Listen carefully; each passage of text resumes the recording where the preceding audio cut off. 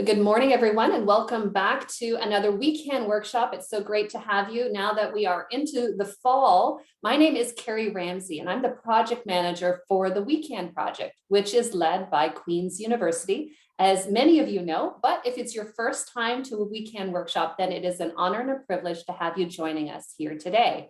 You're in for a treat. This is a great topic for those of you who are interested in becoming a coach. Maybe some of you who are already fulfilling some coaching duties and you just want to learn how to refine that a little bit better. We have a great expert with us today, of course. Carolyn Hamilton-Kuby is here to join us. She is from the Kingston region. She'll tell us a little bit about herself, I'm sure, but it's a pleasure to welcome you, Carolyn, to the weekend community, and so great to have you a part of this day. So why don't we find out a little bit about where folks are connecting from as we get started today. It's always interesting to find out geographically where you are, as well as if you have a business that you'd like to share with us. We would love to use this, of course, as a networking opportunity as well as a training opportunity. So take a moment in the Zoom chat, even if you've done it before. I know we've had more than 60 of these virtual workshops. There's always new faces who are here. So go ahead and introduce yourself one more time. Maybe put a link in there if you have some sort of a LinkedIn profile or a web link to your business, or if you just want to tell us what you do, that's perfectly fine. And as you're doing that, I'll take a moment to acknowledge that I am connecting to this workshop from the Bay of Quinte region, which is the ancestral territory of the Huron, the Anishinaabe, and the Haudenosaunee peoples. And I love to do the acknowledgement in each of our virtual and person-to-person workshops, if we ever get back there and when we get back there.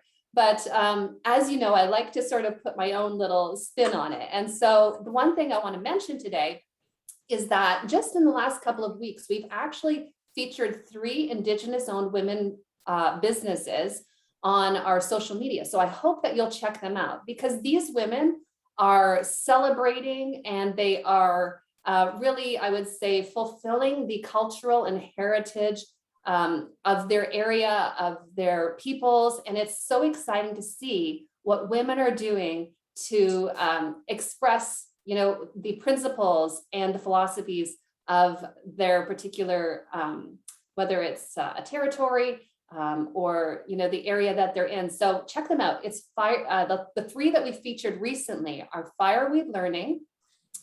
There was also Ancestral Roots Healing and Commanda Collective. So for sure, check those out. We love to be a community of women supporting women. So I hope that you'll go to our social media, which is We Can Queens U, no hyphens, just one word, on Instagram and Twitter, Facebook.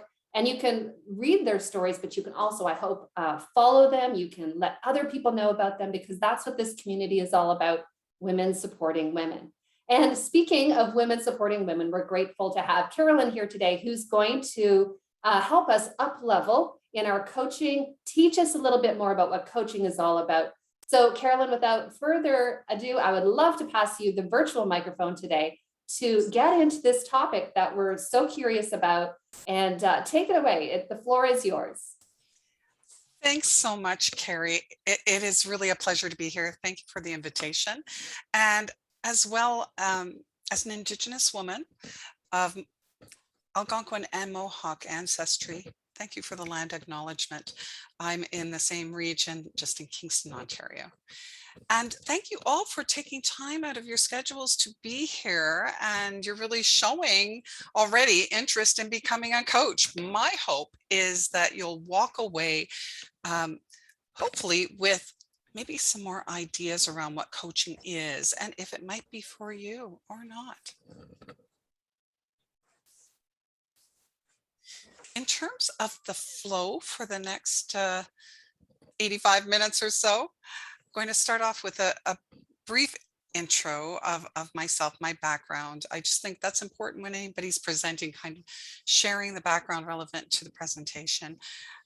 Not too much time on it though. Then we're going to jump into overview of coaching. And in that segment, we're going to look at what coaching is and what it isn't. And we're going to visit some core competencies, and I'll speak about some skills as well in coaching. And Then I'm going to show a coaching demo. It's an actual coaching session that was done a couple of days ago. And I see that Julianne Phillips, who is the client, is on board. And Julianne jumped in. I had another client lined up, and as such is entrepreneurship, the person had agreed to, have the session recorded and shown in public domain, and, wasn't feeling well. And Julianne happened to connect with me. I put it out there as an opportunity. Hadn't coached her before.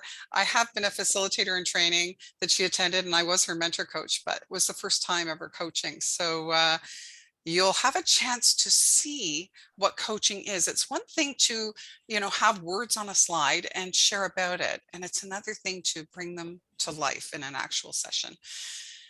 After that, I'm going to touch on some typical questions that people have when they're thinking about becoming a coach, specifically around coaching specialties and whether, to credential or not. And there's always the question about, what's a typical coach fee that would be charged. And then there will be time for questions at the end. And that said, please, if you have a burning question in between any of those segments, I'll take a quick pause, but also please know that there will be devoted time at the end for questions. Sound good? Okay. So, as Carrie mentioned, I'm Carolyn Hamilton-Kuby, and I am the founder and CEO of Morningstar Center for Engagement. My business offers corporate training, executive coaching, and motivational speaking. And I do have a specialty in leadership development and professional coach development. That's my website there, mstar.ca.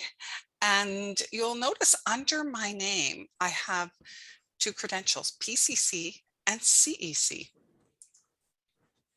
So the PCC stands for Professional Certified Coach. And that credential I hold from the International Coaching Federation, the ICF, and I'm going to be referencing ICF in my presentation today. And sorry, I'm just going to close that up. And I'm a mentor coach as well in the ICF registry. And I was honored to be recognized as a thought leader on coaching competencies by the International Coaching Federation since 2017 as a result of articles and blogs that I have had published since that time. Not blogs. Certified Executive Coach. Okay, CEC. That's another coaching credential that I hold, having graduated from the graduate certificate in executive coaching program at Royal Roads University out in Victoria, BC. It is an accredited training program through the ICF. Super excited this year to have partnered with a colleague of mine, Lorraine Giddick. She's a master certified coach with ICF and MCC. And we co-designed and co-facilitate this Become a Mentor Coach program. And it has approval by the ICF as well. So that's an exciting endeavor. I'm a coach educator and a mentor coach as one of my contracts with my business with Coaching Out of the Box. And the CEO of that company is Allison Hendren. She's also a master certified coach with ICF. She's a former director of training with Royal Roads University. And her business brings coaching skills training to leaders in organizations and to individuals who are interested in attaining an ICF credential. And I'm a coach facilitator, presenter, and had the honor of being chosen as a speaker for the World Business Executive Coach Summit. And it is a world leader in a virtual platform for business and executive coaches, professional development. So my business has been up and running 19 years. I'll be celebrating 20 years next year and super excited about it. One thing I want to share with you is that the coach element of my business started just a little over a decade ago, 12 years ago. And so this is a snapshot of who I am as a coach. And it's not wow me. It's important to share as a presenter your background. It's also shared in the spirit of saying, hey, if I can do it, you can do it too. You know, I've been able to grow my business from starting out as a local business, it's part-time, to national and international business with clients around the globe. And virtual platforms have really helped with that too. So snapshot of me as a coach. You can find out more about me at MStar if you really want to. How about this? Okay, this is Carolyn. This is me personally. And I'm a free spirit. And I bring that to all I do, including presenting and coaching. And I chose to show this picture, which truly, I wasn't thinking of Titanic when I did it. But I was at the bow of the ship on a cruise through Croatia on the Adriatic, and my husband, who's a professional photographer, Michael, took the picture. And it speaks to me of the moment. And what I was feeling in that moment was, I have attained so many goals that I set out for professionally and personally. And I was feeling so empowered, and I love the win. So I was just out there, you know, taking it all in. And to me, that's very much what coaching is like. It's what it feels like when you attain your goals, when you've got someone to support and help you and empower you. And that's part of what a coach does. So why coaching? It supports both personal and professional performance. And a lot of P's in that. But in essence, it can be for people who are high performers, leaders or individuals who are high performers, and organizations want to help them in terms of talent management to optimize their potential to go up the line. It can also be for individuals who are having performance issues. And so they're referred for coaching to help enhance their skills, competencies, behaviors. On a personal level, it could be to, again, attain goals or just optimize potential in general. Oops. Sorry, I just want to move this bar over here. Coaching maximizes goal attainment. There's always a goal involved. A client is wanting to do something, be something, show up in a certain way, and we're there as coaches to help them get there. There's always a gap between the present and a future focus, and so we help identify the gap and help them move beyond it, find an efficient way, the path of least resistance, if you will, to get where they want to be. And clients can bring various topics to coaching: work-life balance, communication skills, relationship skills, and more. We can help them find the answers in managing and addressing stress, time, conflict, change, managing multiple priorities. If they're dealing with overwhelm, helping them get clarity. If they're feeling the fear, help them connect to confidence. And, you know, every approved or accredited training program through ICF has a framework, a model, and it's based on core competencies, which I'll show. And so once you know that framework, it's a matter of determining your specialty if you haven't already. You know, I came with a leadership background. I was an HR professional before I opened my business, so I had over a decade of experience in leadership. So that was something I gravitated to quite organically, as well as career coaching. Done a bit of that, and we'll talk about specialties later. But all that to say that once you have the framework or a model from a particular training program, you can pretty much coach people on anything as long as they want to be coached. Have to want to coach, be willing to be coached, and be willing to do the work, have that interest. But we're able to, as credential coaches, to really help people move forward on any topic that they might bring, because they have the answers. We help them find the answers within. So going to touch on what coaching is and what it isn't. I mentioned the International Coaching Federation, and they have a definition of coaching, which is that it's partnering with clients in a thought-provoking and creative process that inspires them to maximize their personal and professional potential. Partnering is huge, and the client drives the process. We're there to help and support them in finding a way forward, uncovering what's blocking them, you know, asking some really thought-provoking questions, and with a view to inspiring and empowering them to get what they want, what they really, really want actually out of coaching. The ICF, I just want to touch on quickly that this organization celebrated 25 years of being established last year. And currently they have 41,551 members in 150 countries. And they set the gold standard for coaching globally. They have code of ethics, which every credentialed coach adheres to and aligns a coaching approach with, as well as core values of respect, integrity, collaboration, and excellence. And so all coach training programs that are approved by the ICF, and I'm going to have a link that will take you to those programs if they happen to be of interest to you. I'll share that at the end. Those training programs, all of them are aligned with the ICF Code of Ethics and the core competencies.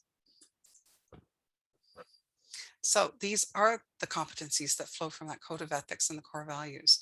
And as you can see, there are 4 segments: foundation, co-creating the relationship, communicating effectively, and cultivating learning and growth. These are main elements that we bring to coaching conversations. And within each of those 8 competencies, there are sub-elements, 6 to 11, in fact. So in total, and I invite you to visit the ICF website if you're interested, in total, there are over 50 elements that are involved in the competencies and bringing them to the table when we're coaching individuals. In essence, a lot involved in those, but in essence, some of them, the main aspects of coaching involve confidentiality. What the client shares is health and confidence. And there are instances where that confidence might be broken, and that might be if someone shares that they might harm themselves or others. In this instance, with Julianne giving me permission to share the coaching session in a public forum, and that could be shared otherwise in social media and whatnot. So there are instances, but by and large, what's shared in a coaching session stays in a coaching session. As coaches, we create a safe and supportive space. It's a judgment-free zone. How else can people share at a vulnerable level? It's client-centered. As I said, the client drives the process. The client determines what the goal is that they want to be coached on. They're going to drive where we go in terms of the flow of every coaching conversation. As coaches, we believe in the client's capacity and resourcefulness, that the client has the answer. We park our subject matter expertise. I have an HR background, as I shared, and if I'm coaching someone on an HR issue, I don't allow that lens to come into coaching. I stay in curiosity, genuine curiosity, and help them find the answer. And if they don't have the answer, they know how and where to get the answer, and I'm there to help with that. Coaching facilitates awareness. Within coaching sessions, clients gain insights, learning, change in perspective, shifts, they're reminded of aspects that work for them. And supporting forward movement. We help clients get her done. And so without a level of action, it's just a conversation. So coaching very much is about forward movement. What coaching isn't? And by the way, I want to start by acknowledging that all these professions are fabulous and have their place, but coaching is different. And I'm going to give the example of dealing with someone who's procrastinating. Athletic coach might share, someone says, yeah, I keep procrastinating. They may call them out on it or say, just do it. Shake it off, get going. Teaching might be, this is a model for procrastination, or a theory. They might actually instruct on how they might stop procrastinating or share consequences if they don't hand the paper in on time. Mentoring, more of a guide. This has worked for me. So why don't you try it for yourself? Consulting is about suggesting, recommending, advice giving. Counseling is a helping and therapy mode. It's a healing modality. And as I said, there's a place for every one of these. Counseling tends to be more past focused, not to broad brush, but generally speaking, helping people probe into the past, the why. And coaching is more present and future focused. An example was given when I was at Royal Roads. One of the facilitators shared that, well, it was actually in a coaching demo in the moment. And so when she asked what the person wanted to be coached on, he said, well, I keep procrastinating and I want to find out why. If I can find out why, then I'll stop. And she said, there's a place to find out why.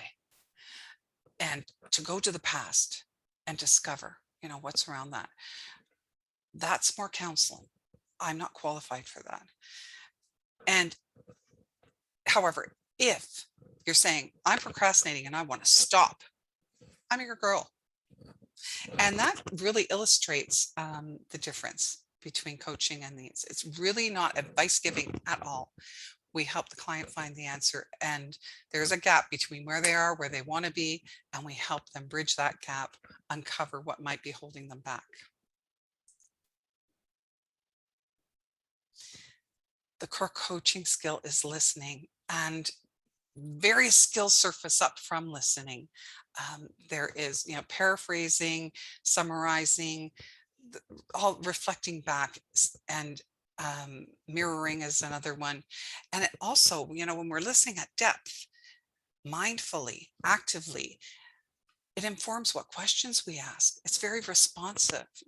We observe and encourage and acknowledge, and we support and we explore, all based in the moment on what the client is sharing moment to moment to moment. So I don't know a question I'm going to ask when I go into coaching session. It's going all very organic.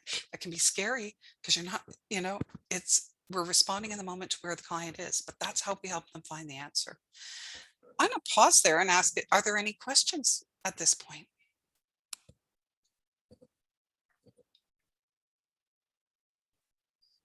Carrie, no? Okay.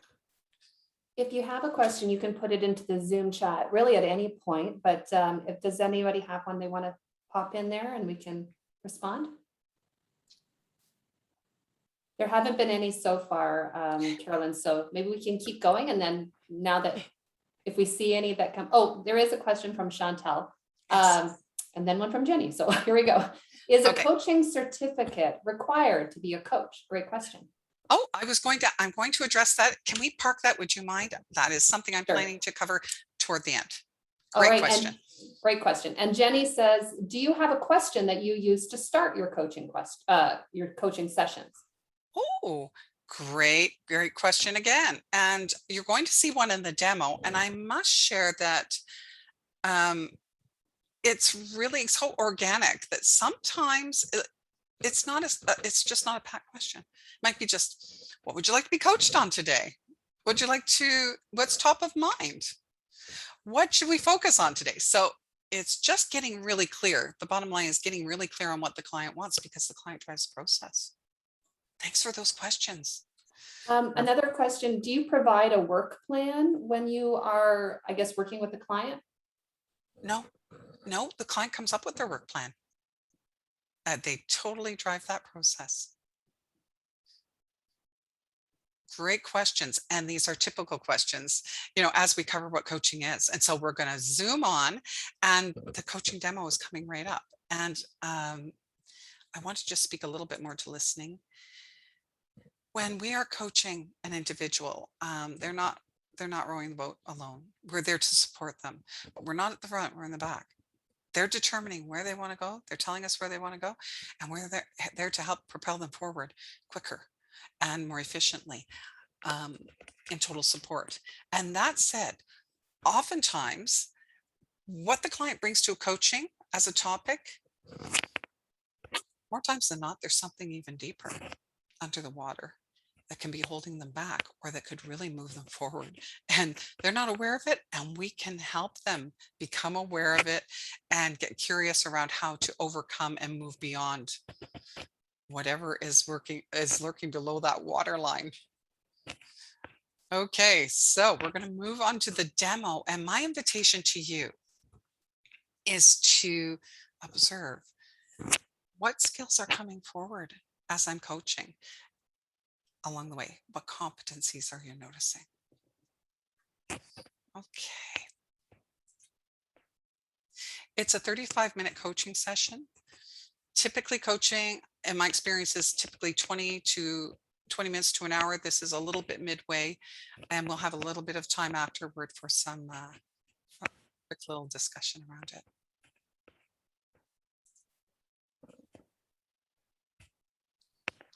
And so, Julianne, it's lovely to reconnect with you. Yes. And we know each other through the training program and as your mentor coach. I've never coached you before. Yeah. And I'm excited for the honor. Thank you. You're quite welcome. You're quite welcome. For possible use as a demo. Really, really Yes. appreciate that. Oh, you're quite welcome. You are quite welcome. And so the recording has started, and I just want to check in and see what you'd like to bring to the table to be coached on today. Okay. All right. So it has to do with my weight.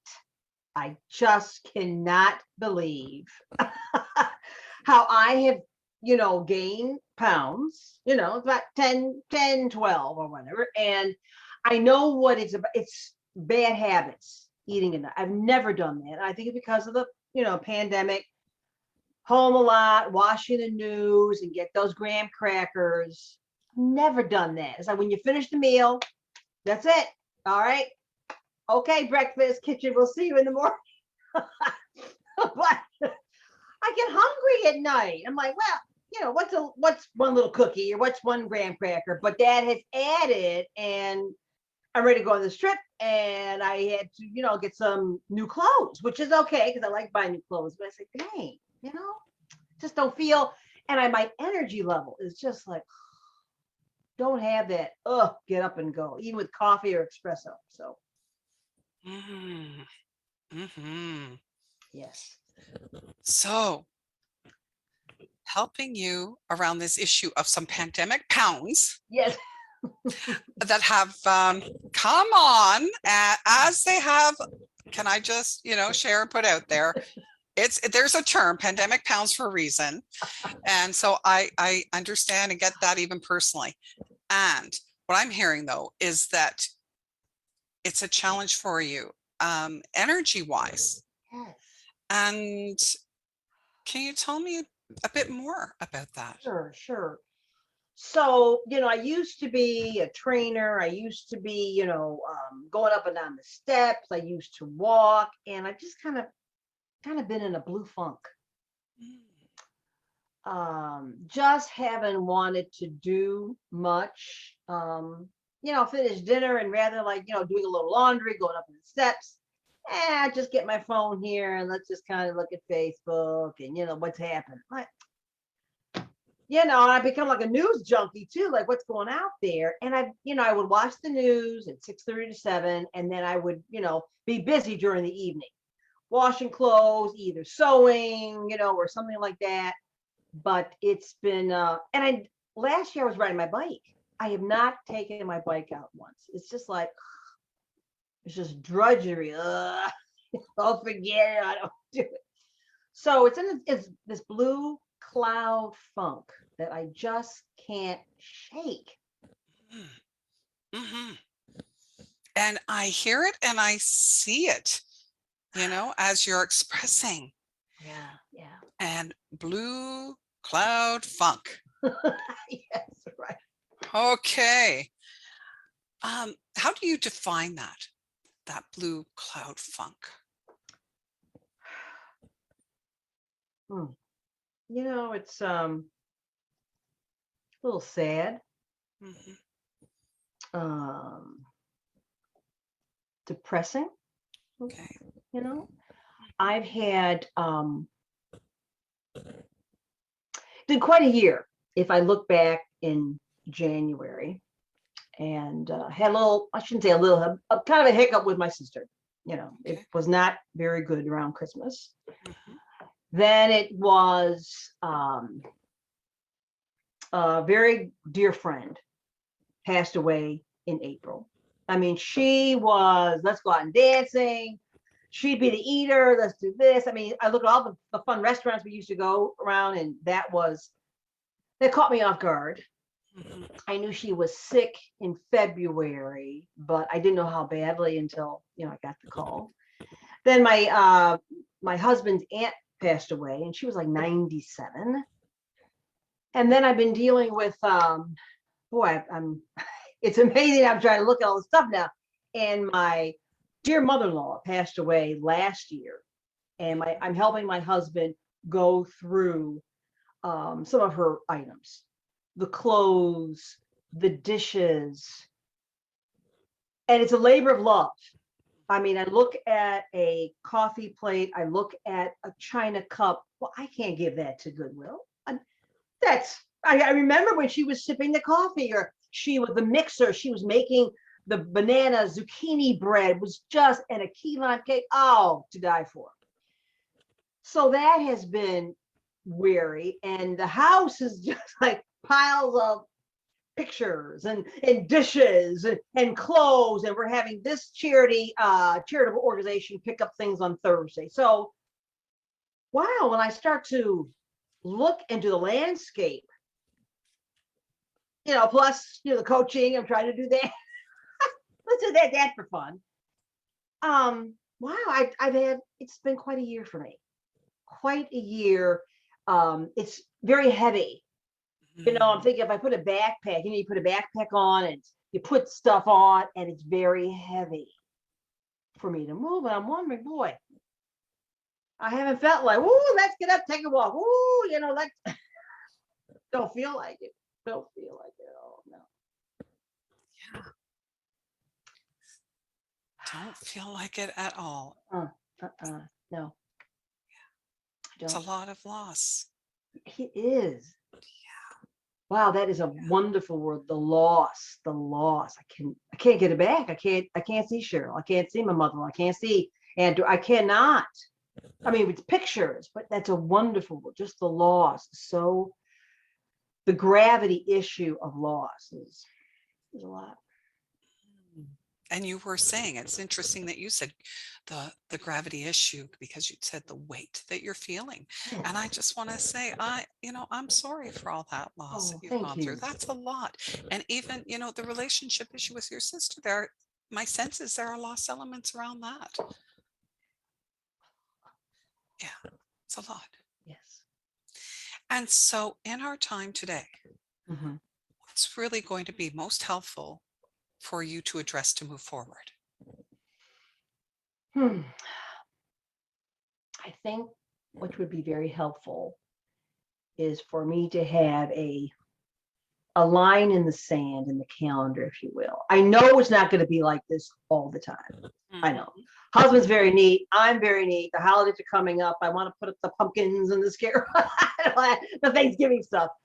So I need to put a line in the sand and say, okay, here by this day, I want to have things in its place. Either things are moved, things are on a shelf, but I need to have that. So I can breathe again. There'll be some order. There'll be some structure again. So a line, a calendar, I think would help. Look at the date. Okay. Yeah. I'm hearing having some more organization, and how that manifests best for you is dates. Line in the sand, dates on a calendar, timelines. Timelines, yes, I do like that. So I can work towards that. Okay. Yes. Okay. I do like that. All right. And so, as I understand it, coming up with specific, a focus on specific things you want to have done by certain dates on the calendar will be helpful. Yes. In this conversation. Mm-hmm. Okay. And fast forward to the end of this conversation. Yes. What's going to be different for you once you have those in your calendar? I'm gonna have a plan in place. I like to tick things off. I like to, like order. I like to have things. Right now it's been blah, blah. We'll get to it.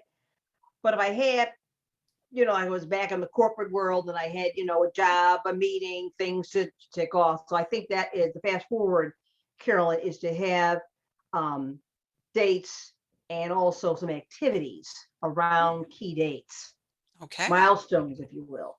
Mhm. Dates, some key activities, milestones. Yes. And how will you feel once you have those in place by the end of this? I'm just having a sigh of relief. When you just said it, was like, I can breathe again. Yes. Relief. Oh gosh. Can I see my carpeting again in the first floor? Yes, it'll be good. It'll be good. Things will be in its place. And I will have taken care of the things I know my mother-in-law would want me to do with my husband. Kind of it's the female kind of thing, coffee cups and all that kind of stuff is like, hey, I got you. I'll take care of it down here for you.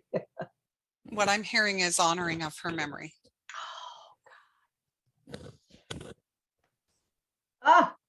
That is, you said it. You said honoring her memory. That's important. That's important to you. That's what I'm hearing. What else is important around getting those dates in, that structure? What also was kind of important, and I've been thinking about this, is I go through this process of kind of what stays, what goes. This is what my daughter's going to do for me down the road.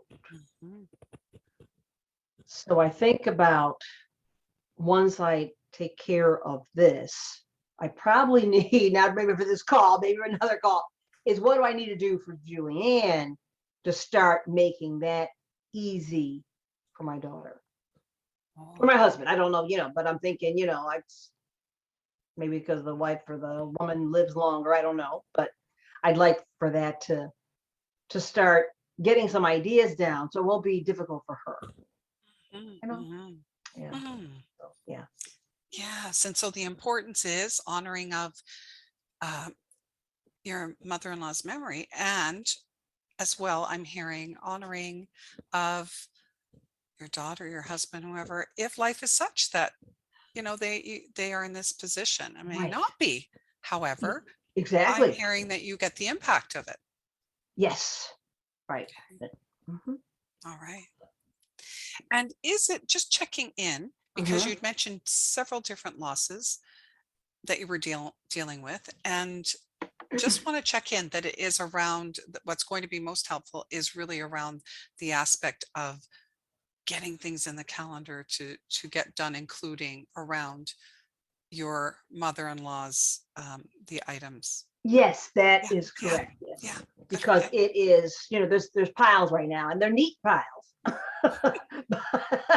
It's like, okay, walk over there. Ooh, walk over here. It's like, let's want to do the dance. I don't know. So yeah. Okay. It is, yes. Honoring her memory and be able to put things on dates I can kind of take care of to get back order in my life. Okay. All right. And I may take notes here and there just to stay on track, just to ensure that, if you share something, I just want to make sure to stand in service for you and that don't get step over it. So where would you like to start? Oh boy.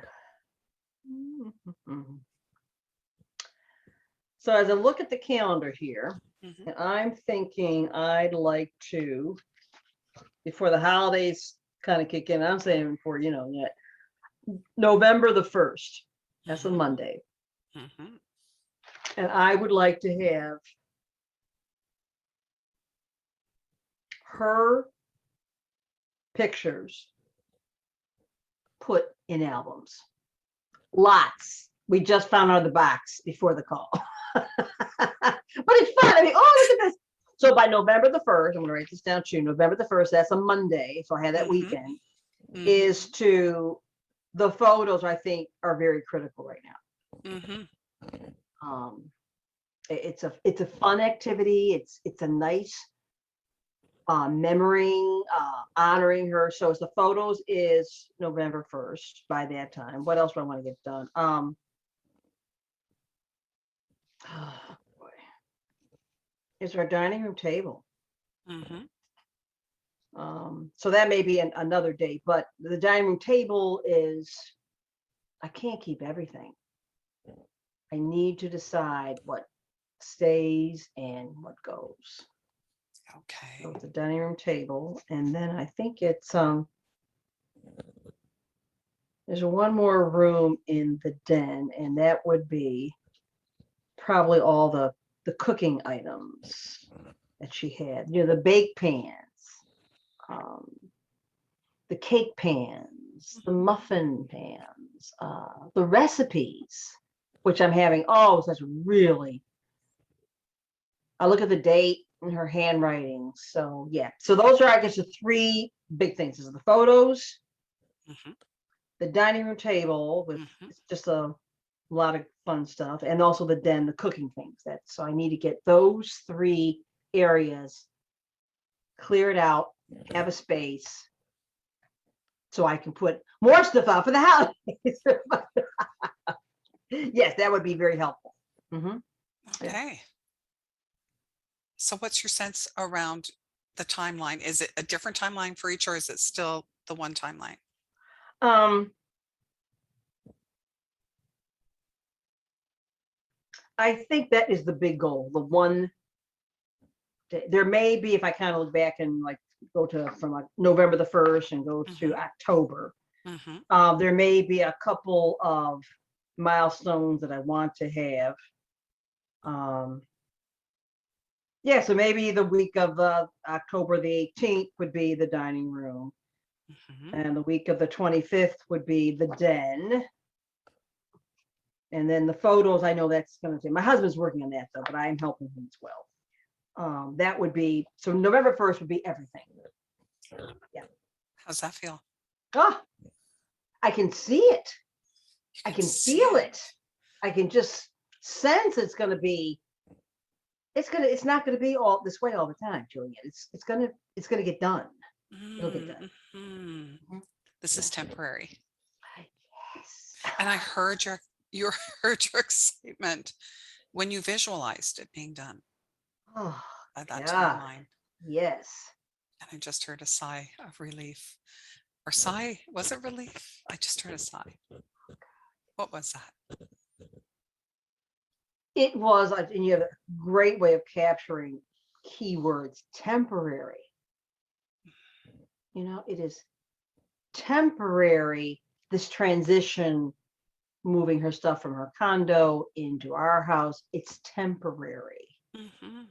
And if you come to look at it, all this stuff around us is temporary. Woo! You know, it's pretty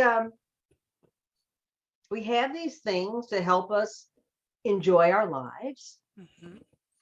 and to live in the moment, Mhm. but this it's going to get done by November 1st. Everything will be in its place because this is the state of pile over here is just temporary. It's just temporary. How does it feel to say that? Yes. Oh my God. Yes. It's not going to be this way forever. Mm-mm. No, it's not. Mm-mm. Okay, what's going on for you as you say that? Oh, getting back to normalcy, normal, Mm. things in its place. My husband, I think he's more a neat person, neat freak than I am, which is good. I mean, so it'll be good. It'll be good for both of us to have things in its place, and we took care of them in terms of memory, in terms of preserving her memory and special items that she may want. So it feels very good, Carolyn. It feels very good. Stable. It feels centered that it's temporary, it's gonna get done. Feeling good. Anything that could get in the way?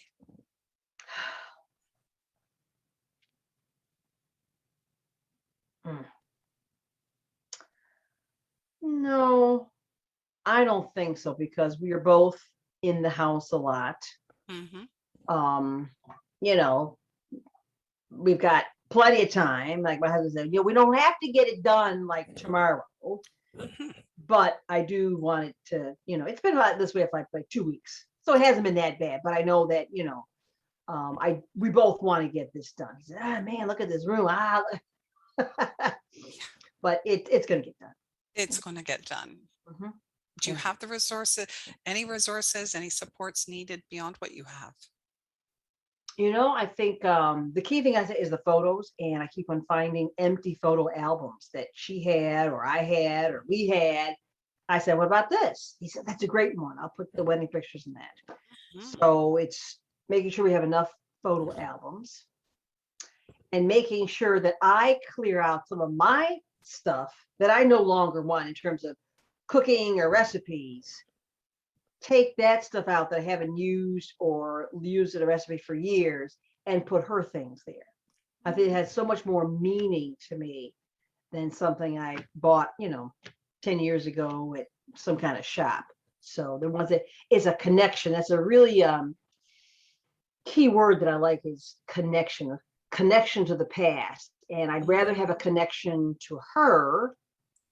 We both love cooking. We both really like cooking. I think that would be better than having something, I bought it Macy's, or I don't know, man, the dollar store years ago. Mhm. Yeah, So staying connected to items that are meaningful. exactly. You got it. Mhm. What's surfacing to ask, Julianne, is it's so honoring of your mother-in-law, and so honoring of your husband and your daughter to think, okay, at some point I'm gonna think of this impact and how I might help them, if may not be, but if they would Yes, be. right. Yes, yes, yes. And I'm wondering how you can honor yourself through Mm. this process. Thinking back to what you brought at the outset around pandemic pounds and dealing with loss and that Mm-hmm. blue cloud fog, you Mm-hmm. know? Mm-hmm. Wow. That's a good question. Honor myself. My first thought is I need to be kind to myself. Mm-hmm. You know, when I think about the things that have happened in the last, what, 9 months, it's been, wow, it's been a lot. So if I'm kind to myself, and I'm hoping that these pounds are just temporary, and if they're not, no, I'm going to be positive. No, they're temporary. Yes, I want to honor myself, to be kind for right now. Talking to you today on September the 13th, I want to be kind to myself, that it's okay. I've been through a lot, and it's like self-care. You know. Yeah. So yeah, I want to be honor myself, that it's okay. And I went through a lot. And it still is a lot. Look at some poems about grieving and what it is to let go and to hold on. And wow, it's been quite a year. And then just all the other stuff that you hear about friends and stuff and what's happening around the world. It's been a constant revolving door of loss. And how do you deal with this? Mhm. Golly. Mhm. So how do you deal with this? My first thought is to be very grateful. It's interesting. She had a notebook that she didn't finish. It was a whole year of naming 5 things every day to be grateful. And I did kind of peek at one, and she was very grateful that she was able to pick up Lauren from school. So I thought that was very nice. But I'm very grateful for my husband. I'm very grateful that we've been able to remain safe in this craziness. Mm-hmm. And we're still married. So I'm very, very grateful that we've been able to stay connected through a very sad time. Yes, Very indeed. sad time. It was a year ago, I think last week, or was it this week, that her memorial service was down in Atlanta. Wow. So yeah, you look at your cell phone and then the pictures come up, a year later, a year ago. It's like, Yes. A year. it's a beautiful ceremony, just beautiful, beautiful. Mm. And she's just a lovely person. Just love. You ever think about, mother-in-law, mother. I love my mother-in-law. Did you remember that song? Yes, And I'm getting the strong connection you had with her. yes. Just lovely. Just a lovely, lovely person. Oh, Oh, yeah. Just lovely. what would she want you to be doing right now to move beyond that Oh. cloud funk? Oh, I think about what she said. Julie! I can just see her. What would she say? She said, it's going to be all right. Mm. And she had the phrase of divine order. She said, things will happen in its time. Okay. So I know that this is only temporary. I'm doing what I can to make sure, do I want to keep this, give this away, and all that kind of. So yes, so she would want. I know she's, okay, young lady, now take care of yourself. Divine order. It's all good. It's going to be fine. Oh, words of wisdom. Yes, yes, yes. How do you take your honoring of self through self-care, kindness, and gratitude, and that powerful message from your dear mother-in-law, who you love so much, Yes. moving forward? Oh, gosh. My first thought is I need to be a little bit more like her. Slow down. Mm-hmm. Enjoy the moment. And she was very kind to other people. We're looking at the pictures. I'm like, oh my gosh. She was involved in this organization. She would take people out to lunch and she would, bake a cake. And so I would like to start to take a chapter out of her book. I did bake something last week for one of Dwight's friends. Turned out great. I'd like to do more of that because I do like to bake. I haven't baked since I think it was last October or maybe Christmas. I think I did bake a coffee cake, but I do like to do that. And that's a way of me kind of being in the kitchen and picking one of her recipes, and following her recipes and her handwriting. Oh, And, yeah. just some wonderful, delicious things. So I think I'd like to start doing that. I don't know if that's going to help with the pounds, but maybe I can give it away. How might you honor her and yourself in that beautiful way with the baking? And you lit up, by the way, earlier and now as you spoke about holidays. Yes, yes. How might you honor her and yourself in that way and honor yourself in terms of your authentic self, in terms of who I know you to be, just from the fact that you shared. You were a trainer, the bike, you haven't. How might those two coexist? Those two aspects. So the two aspects of me with the bike, you're saying, and honoring myself. Yeah, honoring yourself and sorry, that maybe wasn't clear, but what surfaced for me was, you talked about that beautiful connection and the baking and following her recipe, her words. Yes. And then you said that may, contribute to the pounds or whatever. Right. And what surfaced for me as you said that is, you're honoring her. And at the beginning, you spoke to the fact that, you also want to, you were talked about a wellness journey and you did mention, I haven't been biking and you're a trainer. And I wondered, and maybe there's a place to park that for now, or not? I just wondered, do the two coexist or not? The baking and savoring that, and also Right. activity, Okay. or not? Okay. Thank you. I think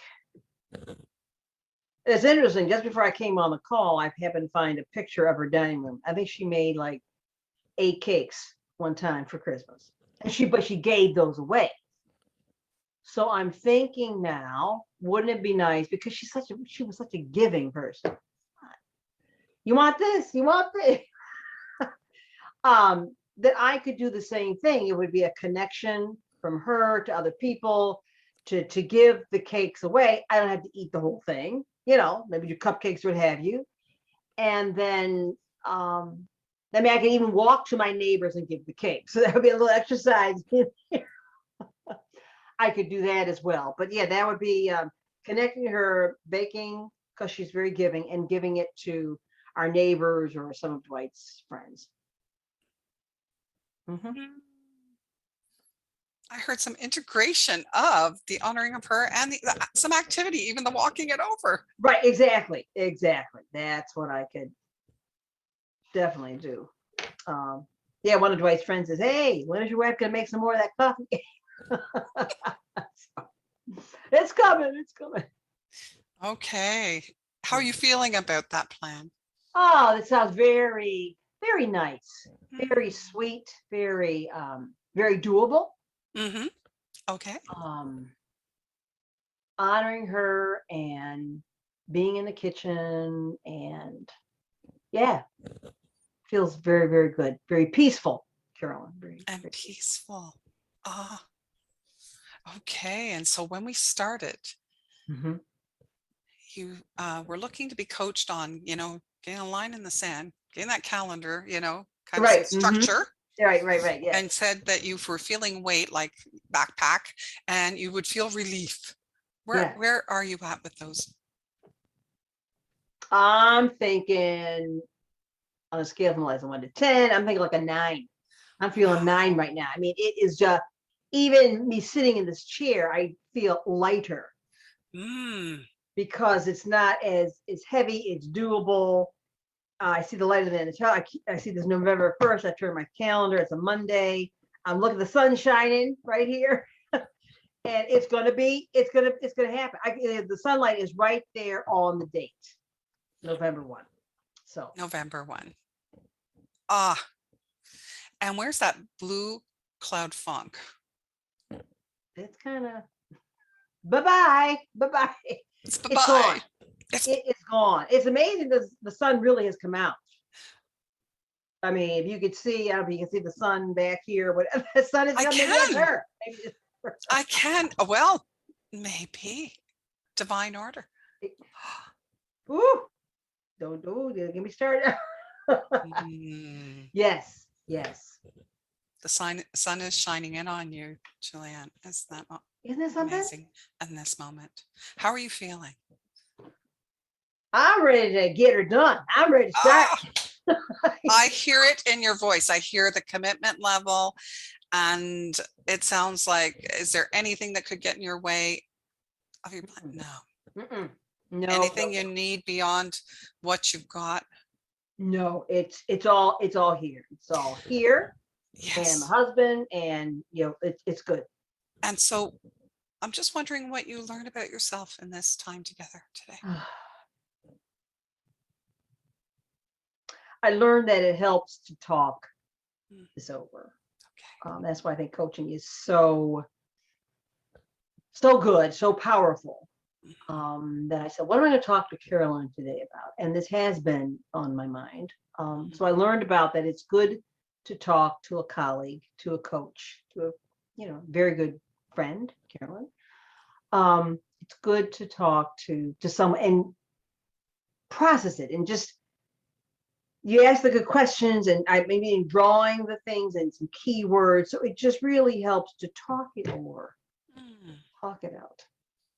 Lovely. Well, thank you for bringing yourself, your beautiful self, and vulnerability. It takes, truly courage to share at this level.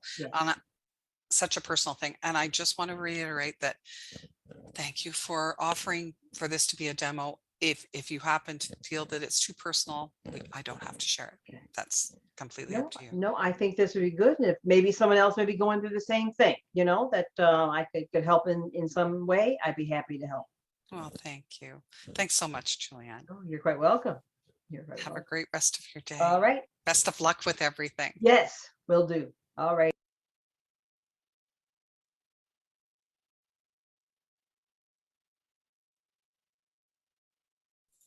You're just on mute, Oh, Carolyn. I'm just kind of doing choreo. I'm interested in hearing from you. What stood out for you as you watched the coaching session? You know, based on what I shared, coaching isn't, and the skills. What did you notice? One way or the other, whatever you want to share. Go ahead, Ellie. Go ahead. I think you're on mute now. Sorry. Thank you, Carolyn and Julianne, for sharing your experience and this great demo. I think that something that really impressed me a lot was the fact that you always try to make her ask her questions and answer them. Like you were trying, you were not intervening that much. It was mainly helping her realize about what she should be doing. And that's what I love the most. Thanks, Ellie. It's Ellie. Thank you, Ellie. And it meant parking. You know, it's not to say that I didn't want to jump in. You know, I've dealt with loss. Oh, I've got some advice on how to take care of that grief. Oh, journaling helped me. Might not help her though, you know, and pandemic pounds, hello. But it's about helping the client find the answer themselves. Who else? Yeah, Alison Imul. Yeah, that's what I found is that actually it helped me when, you know, initially when you describe the difference between mentoring, consulting, and teaching, because I'm a teacher and as well as a mentor and all of those other kind of stuff. But what it really carved out for me is how different coaching is and the leading that actually happens, the self-discovery. And I just thought you did an excellent job. She was also a great participant as well. But I thought it was I just saw it, you made it alive in terms of exactly what you had described at the beginning.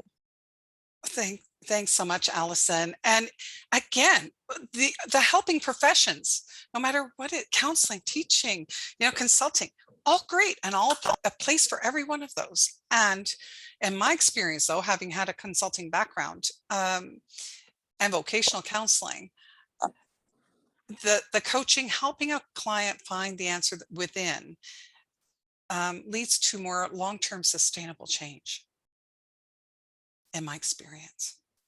And studies show that as well. Just one quick question. Mm-hmm. Do you adjust your coaching style depending on the person's social style? Based on the person's on their social style, because Carolyn was Julianne was a lot more of an expressive, and so do you adjust your coaching style based on the person's social style? That's a great question, Allison. And I'll say I have my own, every coach has their own style, and some are more laser focused. I tend to be a space giver, and we aim for about 80-20, you know, 80% of the client sharing and 20% the coach. I go pretty much organically 90-10. Typically the client's sharing 90%. Other coaches, not so much. And absolutely, my style will match what the client's style is in terms of pace and whatnot. I will, you know, hold my signature style of who I am authentically. However, for sure, considering the whole person of the client and how, you know, I remember in engaging in one particular coaching agreement, the client said, here's the thing, Carolyn, I gave a free demo and she said, here's the thing. I love your style. I love your energy. I think you might be a little cheerleady for me. I want you to rip the Band-Aid if you need to. And I said, I'm your girl. I can do that. Absolutely, if need be. It's part of what I can do too. And we've had a 3-year contract ongoing. And so it is, bring your own style to match the clients. And if it's not a great match, being honest with that and letting the client, you know, the client can decide that, or if the coach feels it's not a great match, more times than not, it might be the client, and it rarely happens. But then it's a matter of helping, you know, if I'm not the match for them, I'm absolutely fine and trust that they'll find someone else who would be a better match. Great question, Allison. Bernice, you had a question. Yes, thank you so much, Allison, and everyone who has participated. I just wanted to answer the question. What I was present to is that Carolyn was listening for what was important to the client, and really present and authentically being with her, and also what you know, the recreation. She was recreated and present to you know, like underneath of whatever she was saying, you were able to pull that out of her, you know, just with a simple question. So it was fascinating to see the interactions. Oh, Thank you. Thank you so That's what I much. heard. Thank you so much. We, you know, we say in coaching, we listen to the words and what's beneath the words, you know, what's beyond the words, the energy, or we're just sensing in the moment. That could have been a 20-minute coaching session. I could have kept, you know, it could have capped off when she said, I want a line in the sand on the calendar. And she got that. My sense was there's something more here. And it was like, okay, you're honoring your mother-in-law. How are you honoring yourself? So that just expanded. And that's for sure. Coaching can typically, it can be laser coaching within 12 to 15 minutes. You can take a coach approach in a conversation with someone in 5 minutes and just be curious and listen. Imagine our world if we all did that. In my experience, it's typically 20 minutes to 60 minutes. At least that's for my clients. Yeah. So Carolyn, I'm not sure, I think you said you were going to address this. There was a question in the chat. Jenny asked, how do you go about establishing yourself as a coach? Do you have to go through an organization? Do you need the credentials? Maybe you could address that. Perfect timing, because I was planning to move on to that. And I just want to shout out to Julianne again. Thank you, Julianne, for jumping in there and being so open, you know, and vulnerable, knowing that it would be shared. And so credentialing, you know, let me just acknowledge this. There are a lot of fabulous coaches out there with no credential. You ever heard of Brene Brown? She's a coach, you know. Tony Robbins, Anthony Robbins, the tall motivational guru, you know. And Martha Beck is Oprah Winfrey's coach. She's not a credential coach. Mel Robbins, who has a TV show. So there are coaches who aren't credentialed and have, you know, made it, and without being credentialed. And that said, for me in my business, opened the doors 19 years ago. And at year 7, I got my coach credential. I was coaching before that, although it was coaching, it was really consulting. I found that out at Royal Roads. I was really consulting. I found out that coaching is helping the client find the answer, not giving advice here and there. And once I got my credential of certified executive coach and then my credential with the International Coach Federation, my business took off more so. And I'm going to have a link to the ICF, International Coach Federation coaching study. It was commissioned by the ICF for PricewaterhouseCoopers to conduct. And you'll have some stats on average income and that sort of thing, demographics of coaches, different aspects of coaching. And by and large, studies have showed along the way, and including in that one, that organizations, if you happen to be a business executive leadership coach, organizations know it. I see it in contracts. They look for ICF credential. If you're going to be a personal or career coach, a life coach, maybe not so much. So it's a matter of researching and checking out there. And that said, there are life coaches who have the ICF credential, because it does, it does carry weight.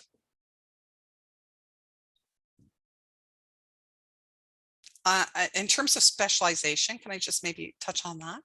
Specializations, there are individual coaching specializations, executive leadership coaches who help people in leadership positions all the way from C-suite, like the corporate headquarters office, top executives, to frontline managers going into leadership.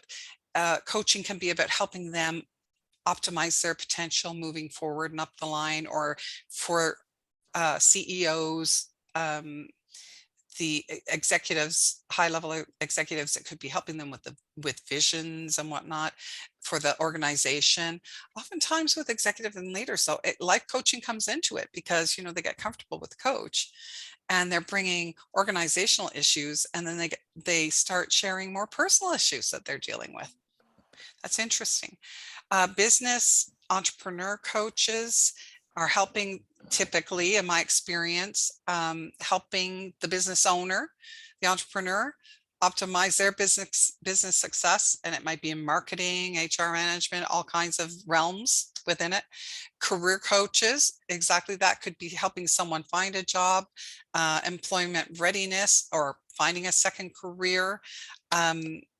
Life coach, help people. It's all about goal attainment, no matter what kind of coach you get. We're helping them maximize their potential and reach a goal that they've set for themselves, helping them unblock and find a clear path to getting there. And so if you're wondering about what specialty you could bring, my invitation to you is to look at, what's your passion? What do you have experience in? What could you specialize in? I could have specialized as a career coach. I loved HR, wasn't my huge passion. It was more leadership development, helping people maximize their potential outside of career. And group and team coaching are very much on the rise as of interest if you are a coach that's looking at helping organizations, helping teams and groups. The other aspect that people typically ask about is, can I make a living out of this? What's a typical fee? And I'm going to share the link to the ICF website that and the global coaching study.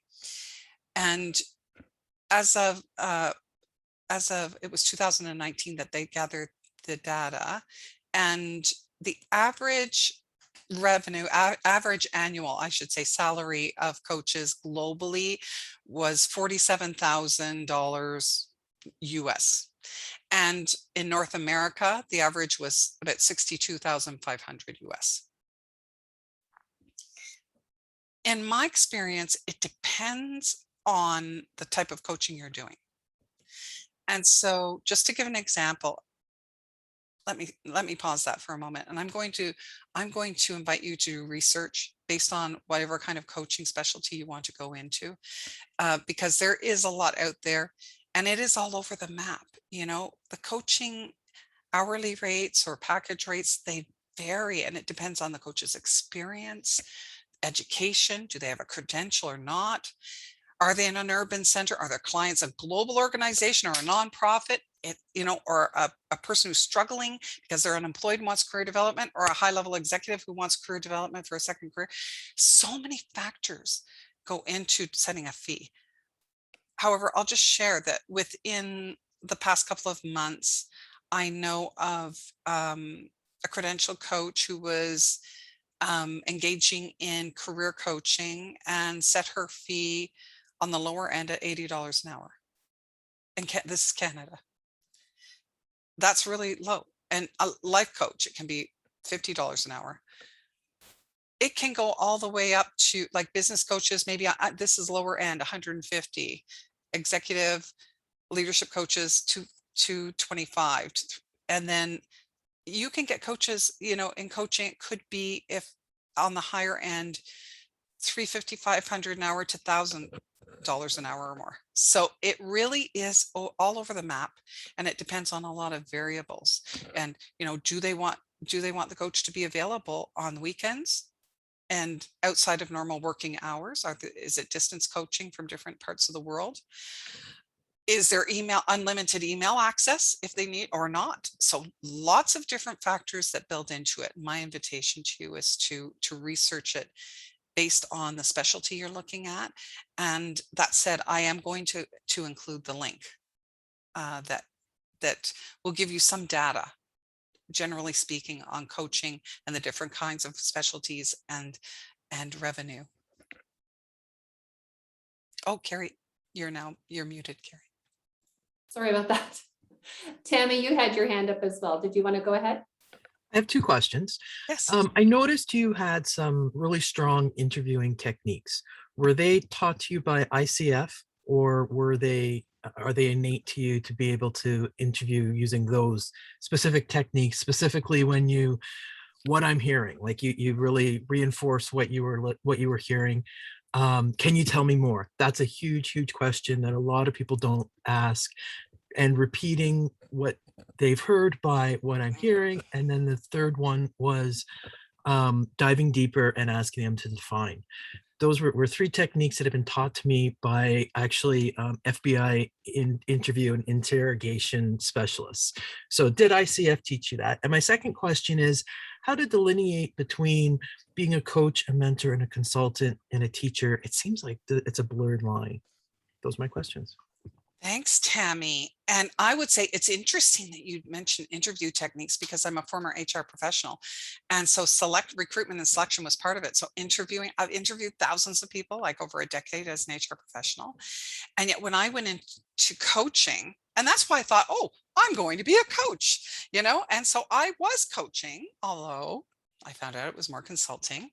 And I was using those, you know, I'll say interviewing techniques in that realm. And then when I went to the Royal Roads University program, which is an accredited program through the ICF, and their framework exposed me to the reflecting back what you really heard in the moment, digging deeper with the, you know, tell me more, or yeah, how do you define exactly the sort of things that you shared, Tammy, was not something that came naturally to me. It wasn't something that I learned out in HR. Really, truly, it was through coach training. The deep listening, active listening. And your next question around the blurring of the lines, as a credential coach in the coaching agreement, we make it really clear when we meet with clients what coaching is and isn't. I kind of do a little overview of what I shared with you all, and it's in a written agreement. Ask, you know, the client if they're, you know, if they have any questions or whatever, and so that there aren't any blurred lines. And so, I mean, there were elements, for instance, of grief that Julianne brought to the table, but it was not grief counseling. And if someone, for instance, this is hilarious, actually. I have a long-term client, and every once in a while, he's an entrepreneur, and every once in a while he'll say, I have an HR issue, Carolyn. Okay, I know you're going to ask me questions, but can you just tell me, what, as an HR professional, what would you do? You know, I said, okay, you know, a consulting session we can have if that's something that you want in the moment, but for coaching, if it's coaching you want today, and, you know, and he laughs and he says, yeah, I know. Okay. And consulting, there's a place for it, but it's very, very clear that I will put that hat on at a different time if I do. Thanks for that, Carolyn. Someone had asked, you were going to share a link. I am. I'm planning to share some links and I can do it right now. I will place in the chat. What I have is my contact info. I have the credential paths for the International Coach Federation. There are 3 levels: Associate Credential Coach, that's ACC, Professional Certified Coach, that is PCC, and MCC is Master Certified Coach. And so there's more info if you happen to be interested in finding out more about credentialing. Also, the ICF Global Coaching Study of 2020, the link is in there for that. And I have a heading for each. And the last thing I'm going to share in the chat too is the ICF Training Program Search Service. So you can go in and search approved and accredited programs. Oh, life coaching's here, business coaching here, and check out where the programs are. Are they offered virtually, in person? How much are they? Great, awesome. I'll let you do that. And I also will say that one of the books that was really helpful for me, I think it was the 6 coaching questions, if I'm not mistaken. If anyone's read that one, anything on it's all about asking questions. And as I was a professor for 15 years, so again, I'm used to teaching. I think Allison said the same thing. And so for me, it kind of blurs together to Tammy's point as well, is that you feel sometimes you're in mentor mode, and then you're in coaching mode, and then you're in teacher mode. It's a challenge. And so, but what we saw in the demonstration was truly pure coaching, was my feeling. So thanks for really demonstrating that so we can see the difference. And so I appreciate that. And I believe that is now in the chat as well for everyone. Thank you for that, Carolyn. Did you want to, is there a final question that somebody wants to ask? We've got a couple of minutes left here. And if not, I'll give the floor to Carolyn to wrap up. All right. I think, Carolyn, go ahead. Is there any final words that you want to leave with us before we wrap up for the day? Sure. Thank you, Carrie. And to your point, and as was asked by Tammy, it's so true. We can wear many hats. If you're a teacher, you can pull out the coach hat, the mentor hat, the teacher's hat and whatnot, or psychologists. Some psychologists are ICF credential coaches, and they might take a coach approach. However, for coaching, we do really stay purely in the coaching lane. And that goes back, remember the 8 competencies? The top competency was demonstrating ethical practice. That means I'm adhering to and aligned with the ICF's code of ethics, which is coaching is coaching. It's not consulting. It's not therapy. It's nothing else. It's coaching. So yeah, if that's the agreement, that's what it is. However, if you're a teacher, psychologist, consultant, putting on coaching hat on, is that leader in an organization, that's part of it. I guess as I wind up, I thought I'd just share a really brief story, and that I shared that, I'd been a vocational counselor when I was in HR, and a performance coach. And so when I opened my business doors, it was offering corporate training, and I became a trainer with the self-employment benefit program here in Kingston, and the success coach. And then I could see that executive coaching and leadership, it was becoming a specialty, my niche, and I could see it was on the radar, and that credentialing was part of it. And I'm a lifelong learner, and I was really interested in it anyway. And I went to Rural Roads, and as I shared, I found out first day that what I called myself a success coach, but it was really more consulting. And so I left for that 10-day training in residence at Victoria, and flew back in on Sunday night. And Monday morning, I was back in the business skills training program, delivering a workshop. And one client came up to me first thing in the morning, said, Carolyn, I almost called you in Victoria. I needed my coach. I needed my success coach. Do you have time for me? Yeah, I held back, but I need time. I said, absolutely. If you've got like maybe 20 minutes, half an hour at the end of the day. Yes, thank you. And, at the end of the day, I thought, now I've got this new framework, which is really coaching. How am I going to manage this? Because I've been a coach to this person before. So I shared with him. So I've got a new approach, and I found out what I was doing as some consulting in the past. So are you interested in this new approach? He said, yes, for sure. Whatever. I just need help. So I laser coaching. We had 15 minutes. So it's like, bing, bang. What do you want to be coached on? Getting curious, parking my filters, and helped him gain insight, action plan. Okay, what are you going to do? When are you going to do it? Wait, he goes out the door. Wow, that really works. I turned around in the office and started writing some things down. All of a sudden, I heard him behind me, Carolyn. I said, so I turned around. I said, hi. And he said, do you know what you did to me? And I thought, oh my gosh, it's a new framework. And I said, what? And he said, you empowered me. He said, you used to inspire me all the time. I was walked out inspired to do things differently. He said, you helped me really find something that's going to work for me personally. And it empowered me. And I hadn't shared with him, coaching's finding the answer within. It's all. And to me, that really articulated the difference between coaching and other. We can inspire people, but when we help them find the answer within and connect to their capacity and resourcefulness, their wisdom, we help empower people. So I just want to thank you all for the time that you've taken and wishing you the best on your journey forward. I hope today was helpful in that. Thank you again, Julianne, for being part of it, and Carrie for asking me to come on board. Of course, I love that. And it brings to thought the quote from The Wizard of Oz when Dorothy says, you had the power all along. And so good luck to everyone, whether you are heading down this journey or just as a part of your exploration of what it is that you want to do in your business. So it's been a pleasure. Thank you, Carolyn, for being a part of this today, and everyone for joining us. Have a great day, everyone. Take care.